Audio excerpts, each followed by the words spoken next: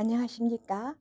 아동발달 전문 지도사 과정 강의를 맡은 이정수 교수예요.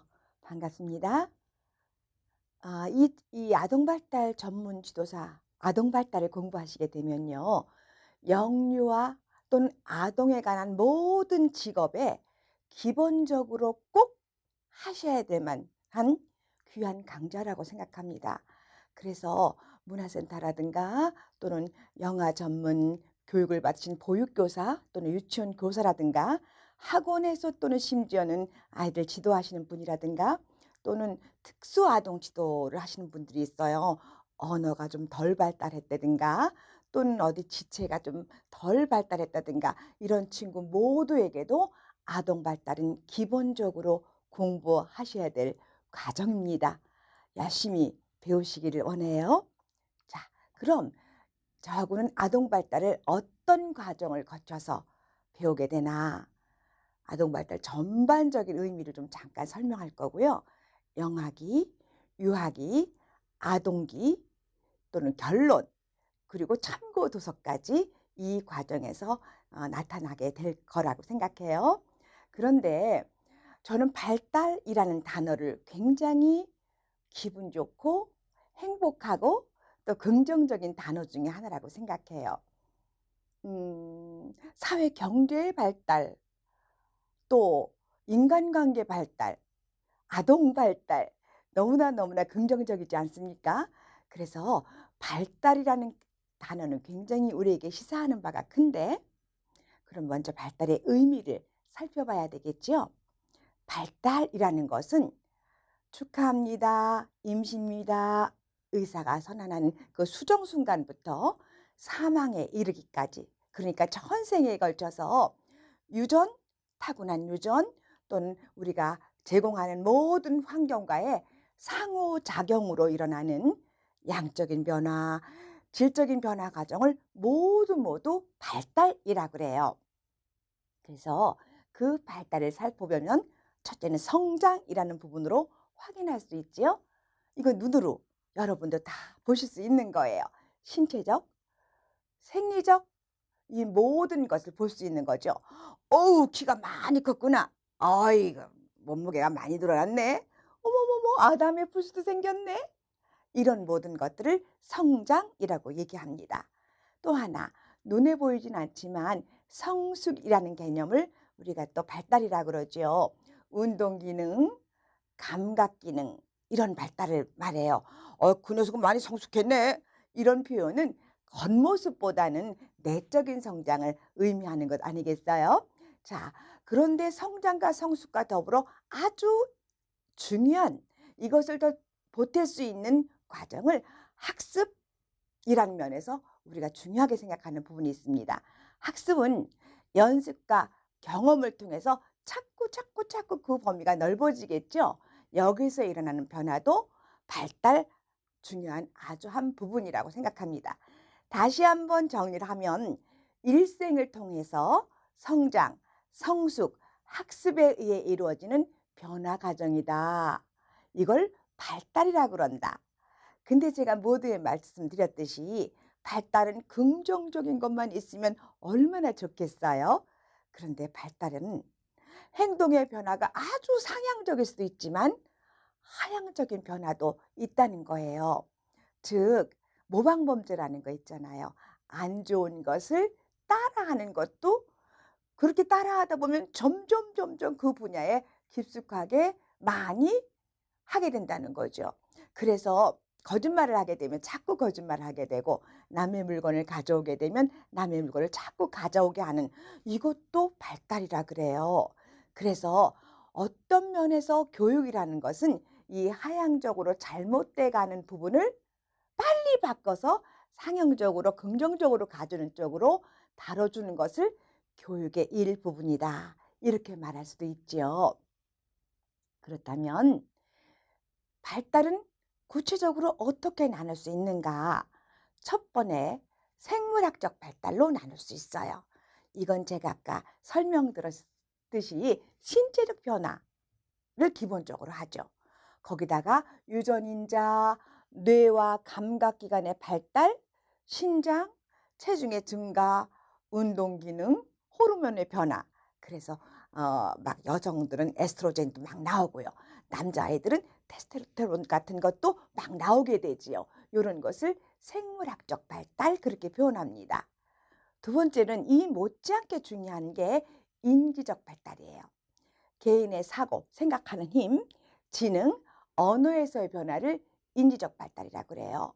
키는 큰데 어른만큼 컸는데 인지적인 발달, 지능 발달이 안 됐다, 생각하는 힘이 발달하지 않았다, 언어가 느리다. 이런 친구들은 발달 지체야. 그래서 좀 더 도와줘야 되는 부분이 생기겠죠. 생물학적 발달, 인지적 발달과 못지않게 중요한 것이 세 번째, 사회 정서적 발달입니다. 아시겠지만 대인관계의 문제예요. 이 성격의 변화, 사회적 환경의 변화, 가족관계, 또래관계, 교사와의 관계, 이 모든 것을 사회정서적 발달 그렇게 표현합니다. 이 사회정서적 발달은요. 이 부분이 안 되면 요즘 많이 문제되는 왕따 이런 거잖아요. 생명을 위험하게도 하는 그런 단계까지 가기 때문에 사회 발달, 정서적 발달은 굉장히 신경 써 줘야 되는 부분입니다. 그래서 정말 이 발달은 생물학적, 인지적, 사회 정서적 발달을 통틀어서 서로가 통합하며 서로가 상호작용하며 발달하게끔 도와줘야 되고 발달하게끔 환경이 만들어져야 된다고 생각합니다. 그렇다면 이런 발달은 단계가 있을 거 아니에요. 어떤 발달 단계가 있는가? 태내기, 영아기, 물론 요 사이에 신생아기가 있겠죠. 유아기, 아동기, 청소년기, 성인기, 노년기 이렇게 보통은 7단계로 나누어요. 그런데 저희들이 다뤄야 될 부분이 아동 발달이잖아요. 그래서 아동 발달 단계를 태내기, 신생아기, 영아기 또는 걸음마기, 유아기, 아동기로 세분화되는데 저는 여러분과 어떤 면에서 보면 시간은 한정돼 있고 다뤄야 될 부분이 많아서 태내기는 조금 생략하는 부분이 생길 거라고 저는 준비를 했어요. 왜냐하면 태내기까지 뭐 수정됐고 생후 뭐 1주일이다, 2주이다, 임신 5주다, 10주다, 6주다 이게 출산까지 하게 되려면 범위가 너무 커져서 마치 우리가 좀 더 많이 다뤄줘야 될 부분을 조금은 소홀히 할 수가 있겠다 싶어서 기회가 있으면 태내기 발달은 나중으로 미루기로 하고요. 자, 그러면 이번엔 발달의 원리를 살펴볼게요. 발달에도 원리가 있어요. 그냥 막 되는 게 아니라고요. 그죠? 발달은 첫 번째로 계속적이다. 쉬면 발달이 아니지요. 계속적으로 그 일생 전생애를 거쳐서 계속적으로 나아가게끔 되어 있습니다. 그다음에 이건 또 누적적이에요. 쌓여요. 한 번 있다 없어지는 게 아니고 계속해서 누적적이다. 또는 순서적이다. 거꾸로 되는 법이 없어요. 예를 들면 아무리 천재라도요. 태어나자마자 글씨를 막 쓰는 친구들이 없다는 거죠.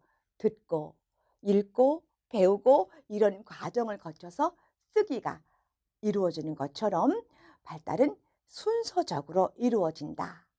이렇게 기억하시면 좋겠어요. 또는 발달은 유전과 환경의 상관성도 있고 상호작용이 있다는 것을 기억해 주세요. 유전은 굉장히 중요해요. 엄마, 아빠의 우성적인 좋은 유전도 있을 것이고 또는 감춰서 나오는 열성의 유전도 있을 거예요. 그래서 유전이 굉장히 중요하다 그런 학자도 계시고요. 아니다. 아무리 좋게 태어나서도 환경이 엉망이면 목적 달성 못한다. 그런 환경이 중요하다고 주장하시는 학자님들도 계십니다. 어쨌든 유전과 환경은 서로 상호작용으로 도와야 원만한 발달을 이룰 수 있다라는 거지요. 정말 중요한 게 하나 있어요. 발달은 결정적 시기가 있다. 민감한 시기가 있다. 이걸 기억해 주셔야 돼요. 발달은 꼭 그 시기에 배워야만 되는 것이 있어요. 그 시기를 놓치면 회복하기가 좀 어렵다. 그런 면이겠죠? 요거는 이제 저희가 배워가면서 요때 결정적 시기입니다 하는 설명을 제가 자주 해 드릴 거예요. 아주 민감한 시기, 민감기가 있어요. 요 민감기의 결정 시기에 뭔가를 어른들이, 교사가, 부모가 두 양자가 도와주면 엄청난 발달을, 시너지 효과를 발휘하면서 볼 수가 있겠죠. 자, 급격한 성장을 보이는 시기. 딴 때는 좀 밋밋했는데 아주 급속도로 어떤 행동이, 어떤 생각이 막 발전하는 시기를 쉽게 말하면 결정적 시기 이렇게 표현해요. 자, 네 번째, 발달은 통합성이 있어요. 절대 하나만 이루어지지 않죠. 제가 아까 설명했듯이 신체적 발달만 계속 커나가면 어른 아이 같을 수밖에 없잖아요. 절대 신체는 아주 발달을 안 하는데 언어만 잘한다. 그래도 건강한 발달을 이룰 수 없어서 서로 상호작용 보완하면서 통합성을 이룬다. 그렇게 표현하거든요. 요즘 교육에서는 통합교육 이런 것을 굉장히 신경 쓰고 있습니다. 그래서 신체 발달, 인지, 언어, 정서, 사회 발달이 서로 영향을 미친다는 거예요. 그래서 총체적으로 건강한 유아로 발달해 나가는 것을 통합성이 있다. 이렇게 표현합니다. 다섯 번째는 발달은 독특성과 보편성이 있어요. 유아 개개인은요. 독특한 욕구가 있어요. 쟤는 안 그러는데 너는 왜 그래? 형은 안 그랬는데 너는 왜 그래? 이렇게 얘기하시면 안 된다는 거예요. 개개인으로 독특한 욕구가 있어요. 또 동기도 있고요. 행동 양식도 가져요. 이게 아주 큰 스케일로 보면 문화적인, 언어적인 또는 사회 계층적인 또는 정상화와 특수화의 차이를 보게 되면 독특성을 굉장히 많이 발견하게 되지요. 그런데 이렇게 독특하기만 하면 어떡해요? 유아 모두에게는요. 그때 그 시기에 발달하고 갖고 있는 보편성이 누구나 있는 게 있어요. 그래서 이 시기에는 이런 것이 이루어지면 좋겠습니다. 이 시기에 이런 것이 안 이루어지면 전문가, 의사와 상담해야 되겠죠. 이런 내용을 저희들이 알려드리는 거예요. 자, 여섯 번째는요. 발달은 방향성과 분화성이 있어요. 즉 발달은 상부에서 하부로 발달해요. 그래서 머리에서 발방향으로 발달하죠. 여러분이 혹시 보셨는지 모르겠지만 우리 아가를 출산하셨던 엄마들은 다 아시겠지만 혹시 이 강좌를 처녀 선생님들이 공부하실 수도 있잖아요. 결혼 안 하신 선생님들. 그 부분은요. 아가가 태어나면요. 머리가 커요. 그게 바로 상부에서 하부로 발달한다는, 머리에서 발의 방향으로 발달한다는 것을 눈여겨보실 수 있는 장면이에요. 가까운 곳에서 먼 곳으로 나가죠. 신체 중심부에서 말초 방향으로 나가죠. 즉 전체에서 특수 방향으로 나갑니다. 단순한 것에서 복잡한 것으로 발달하게 되고요. 대근육에서 소근육으로 발달하게 됩니다. 그러니까 우리가 이걸 잘 살펴보면 어떻게 아이를 도와줄 수 있을까 하는 생각을 할 수가 있답니다. 자, 제가 태내기는 생략한다 그랬잖아요. 자, 응애 축하합니다. 예쁜 딸이, 멋진 아들이 태어났어요.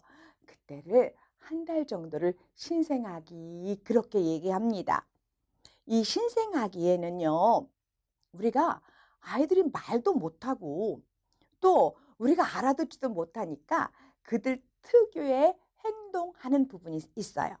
요걸 우리가 반사라고 그러는데 이 반사를 통해서 아이들의 상태를 살펴볼 수가 있겠죠. 반사는 우선 살아가는데 꼭 필요한 생존 반사라는 게 있습니다. 그 중에 하나가 눈 깜박임 반사예요. 눈을 깜빡깜빡해요. 여기다 갑자기 불을 갖다 대거나 너무 환한 것, 커다란 물질 가져오면 아이들이 눈을 깜짝깜짝깜짝하게 되죠. 그렇지 않으면 문제 있는 거죠. 이거는 눈꺼풀을 빠르게 움직이는 거는 영구적이에요. 소멸시기가 없어요. 왜냐하면 강한 자극이 옵니다. 날 보호해 주세요. 그런 사인이니까요. 두 번째가 참 중요한 호흡 반사입니다. 아가들한테도 코를 살짝 간지르거나 콧구멍을 탁 막으면요. 아치! 기침하고 하품도 해요. 이것도 영구적이죠. 살아가려니까요. 이 코를 콱 막는데 아무 반응 없으면 그대로 있다 보니 질식사가 될 수 있잖아요. 그래서 이 호흡 반사는 평생을 하는 중요한 반사입니다. 이건 또 기도를 깨끗이 하기 위해서, 숨 쉬는 기를 깨끗하게 하기 위해서, 또는 깨끗해지니까 산소 공급이 원활하게 돼서 건강하게 되잖아요, 우리 몸이. 또 아주 안 좋은 탄소 이렇게 이런 것들을 방출할 수 있는 거를 하기 위해서 기침도 하고 재채기도 하고 하품도 한다는 거예요. 세 번째가 아가들한테서 많이 볼 수 있는 포유 반사예요. 혹시 여러분 어 젖꼭지 갖고 잘 확인이 안 되시는 분들은 우유 꼭지 갖고 확인하시는 분들이 계실 거예요. 50cc를 먹여라 병원에서 그러면 따끈하게 타 가지고 아이들을 먹이기 시작하잖아요, 아가를. 그런데 한 20cc 먹고 그냥 자는 거예요. 그럼 엄마는 어떻죠? "빨리 먹어." 또 시간 안 돼서 엄마 또 타 달라고 울고 괴롭히지 말고 그러면서 여기다 갖다 젖꼭지를 막 요렇게, 요렇게, 요렇게 눌러 봐요. 그럼 아이들이 젖꼭지를 이렇게 그쪽 방향으로 입을 움직여요. 이거는 포유 반사라 그러는데 젖꼭지를 찾도록 도와줘요. 여러분이 이제 우리 아가들은 좀 잘 확인이 안 되시지만 그 외에 어쩌다가 TV에서 그 큰 개가 왜 7 마리 8 마리 이렇게 강아지를 낳잖아요. 그런 개네들이 신기하게도 엄마한테 다가가서 그 젖꼭지마다 다 달라붙어서 빠는 거 가끔 보셨죠? 뭐 개뿐 아니라 모든 동물이 바로 그렇게 젖꼭지를 찾도록 도와주는 반사가 포유 반사라 그래요. 요건 한 3주 정도 지나면 소멸이 됩니다. 그때는 내 엄마 냄새, 내 엄마 쭈쭈 냄새 애들이 다 알기 때문에 그렇겠죠? 그다음에 빨기 반사라고 생존 반사의 또 한 부분이 있어요. 이거는요. 신생아 입에 손가락을 넣어도 막 빨아요. 나중엔 자기 손가락, 발가락까지 갖다 빨게 되죠. 그런데 이걸 보게 되면 이건 뭐냐면 음식물 섭취가 가능하냐 안 가능하냐 이 차이예요. 요것도 한 2-3 개월이 지나면 그냥 자동적으로 뭐 손이 좀 자유로워지기 때문에 한 4 개월 지나면 거의 없어진다 그러기도 해요. 사실 이 소변 시기는요. 너무 신경 쓰지 마세요. 아이들마다 다 다르기 때문에 조금 길게 가는 친구들도 있고요. 이보다 보편성보다 조금 빠르게 가는 친구들도 있어요. 그러니까 너무 우리 엄마들이 예민해 요런 데서 예민해질 필요는 없다. 근데 유난히 예민해지시는 분 계실 거예요. 16 개월인데 쟤는 막 바닥바닥 걸어 뛰어다니는데 너는 왜 17 개월인데도 한 발짝 두 발짝밖에 못 뛰니? 너는 쟤는 왜 몇 개월이라 지금 쉬어 좀 다 가는 갈리는데 너는 왜 못 가리고 이렇게 계속 기저귀를 차니? 이렇게 급하신 분들이 혹시 있는데 요런 거는 조금 더 기다려 봐 주시는 것도 나쁘진 않아요. 자, 생존 반사 아주 더불어 중요한 원시 반사라고 있어요. 그중에 하나가 수영 반사인데 이 신생아들의 얼굴을 아래로 향해 이렇게 눕혀요. 엎 엎어 놓는다 그러죠. 엎어 놓는다고. 그럼 얘네들이 팔을 양쪽 팔을 한 팔 다리도 막 이렇게 활처럼 미면서 이렇게 막 움직여요. 이거는 물에 빠졌을 때 살아날 수 있도록 하는 그 반사를 꼭 마치 수영하는 것 같다 그래서 수영 반사라 그러는데 한 4 개월 내지 6 개월 지나면 사라지는데요. 그래서 요즘 젊은 엄마들은 아주 아기 때부터 수영을 많이 가르쳐요. 요때 요걸 발달하면 스스로 수영도 살아남을 수 있고 물속에 빠지지도 않게 되는 그런 일들이 생기거든요. 모로 반사, 원시 반사 중에 두 번째로 모로 반사라는 게 있는데 이 아가 신생아를 받치고 있는 쿠션 뒤에서나 또는 아이가 이렇게 이쪽 방향으로 있는데 저 반대 방향에서 소리를 확 지르면요. 아들이 이렇게 껴안는 동작처럼 등을 활처럼 이렇게 해요. 이거는 엄마한테 "날 좀 도와주세요." 하고 매달리는 증상이지요. 이것 또한 6개월 정도 지나면 소멸이 된다는데 계속해서 이렇게 안아주세요 하면서도 아이들이 껴안는 동작을 하기 때문에 이건 큰 문제가 안 된다고 생각합니다. 그다음에 이제 참 중요한 것 중에 하나가 파악 반사예요. 요 신생아의 손바닥을 손으로 이렇게 건드리잖아요. 그럼 손을 콱 잡아요. 어떤 아이는 아무리 손가락을 필래도 안 펴지는 경우가 있어요. 요거는요 파악 반사라 그래서 자발적으로 물건을 잡고 쥐기 위한 연습이에요. 아주 손 힘이 셉니다. 그 손가락에다 놓으면 꽉 잡게 되죠, 아이들이. 자, 이번에는요 걷기 반사예요. 신생아는 매일 누워만 있기 때문에 "무슨 걷기 반사가 있어요?" 그러실 수 있어요. 근데 아이를 겨드랑이를 딱 껴서 편편한 바닥에 발이 닿도록 하면요 발을 번갈아서 뛰어요. 번갈아 짚어요. 신기해요. 이게 자발적인 걷기를 위한 준비예요. 그래서 이게 요거는 이 걷기 반사는 하는 건 한 2 개월 정도 체중이 빠르게 증가하게 되면 사실은 없어지는데 그렇게 되면서 나중에 걷기를 위한 것을 준비한다 그래요. 그러니까 요 시기에 요런 반사가 안 보이면 전문 의사 선생님하고 한 번쯤 상의하셔야 돼요. "우리 아가는 이런 게 안 되던데요." 그러면 혹시 그럴 리야 없겠지만 조금 더딘 아이들도 있겠지만 혹시 나중에라도 '아우 이걸 좀 미리 고쳐 줬으면 좋았을 걸.' 하는 부분에서의 그런 마음이 안 들 정도로 그렇게 우리가 관찰을 해 보면 참 좋을 거예요. 자, 또 중요한 바빈스키 반사라고 있어요. 아까 파악 반사는 손바닥, 바빈스키 반사는 발바닥이에요. 요거 쓰다듬거나 건드리면요 엄지발가락은 쫙 펴고 나머지는 요렇게 오므리고 그래요. 요거는요 잘 알려지지 않았어요, 왜 그 반사가 있는지. 그러나 이 반사는 한 12 개월까지 계속해서 간다고 그래요. 그러니까 이 반사 중에 제일 소멸 시기가 늦게 계속 가는 거예요. 뭔가 아이가 자극을 주면 반응한다라는 개념에선 아주 중요한 반사 중에 하나입니다. 그래서 우리가 아까 얘기했던 그 생존 반사와 원시 반사를 잘 신중하게 살펴보면 우리가 일찍 아이들을 도와줄 수 있으니까. 그러나 혹시 이 중에 우리 아이는 이런 게 없어요 하더라도 너무 근심하지 마시고 우리 의사 선생님께 한 번쯤 여쭤보면 굉장히 좋게 좋은 쪽으로 또 염려하지 말라고 또 이렇게 사인을 주시면 우리가 계속 아이를 잘 돌볼 수 있으니까 이런 반사를 배웠다고 해서 너무 여기에 연연하실 필요는 없다고 생각합니다.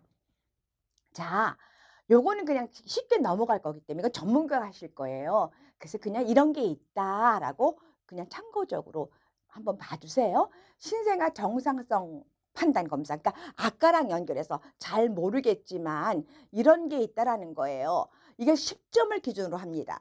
10 점을 기준으로 해서 지금 여기 2 점까지만 나왔잖아요. 3점 미만은 "빨리 전문가를 찾아가라." 이런 사인이에요. 지금 여기서 뭐 자세할 필요는 없지만 몸 전체가 갑자기 파랗게 된다. 또는 심장이 안 뛴다. 또는 이렇게 반사가 재채기, 기침, 얼굴 이런 게 하나도 없다.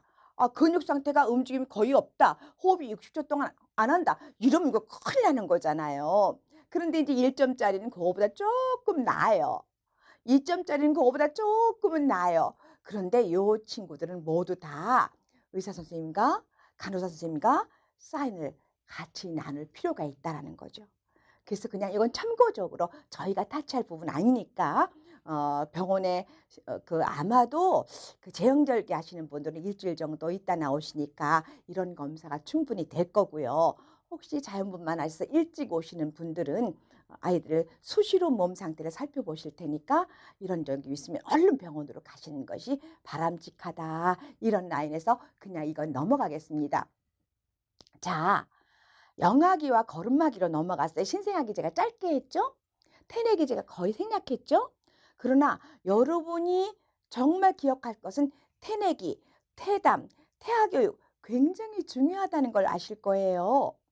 그래서 그때 막 "좋은 음식 먹어라. 좋은 말씀 들어라. 좋은 음악 들어라. 좋은 이야기" 막 이렇게 돌려가면서 동화 많이 들려주고 그러는 것을 소홀히 하라는 개념은 아니랍니다.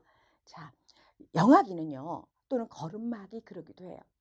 신체적 성장이 엄청나게 아마 일생을 통해서 제일 빠르다 그렇게 표현을 해요. 운동 능력도 가장 빠르다. 그런 시기예요. 그래서 신체의 양적 성장과 대근육, 소근육이 섬세하고 세련되게 아주 질적으로 변화하는 시기를 보이게 됩니다. 그렇다고 갑자기 아이가 영화에 떤 아이가 갑자기 걷는다. 그런 개념은 아니에요. 아마도 차츰차츰 이것을 배우게 될 겁니다.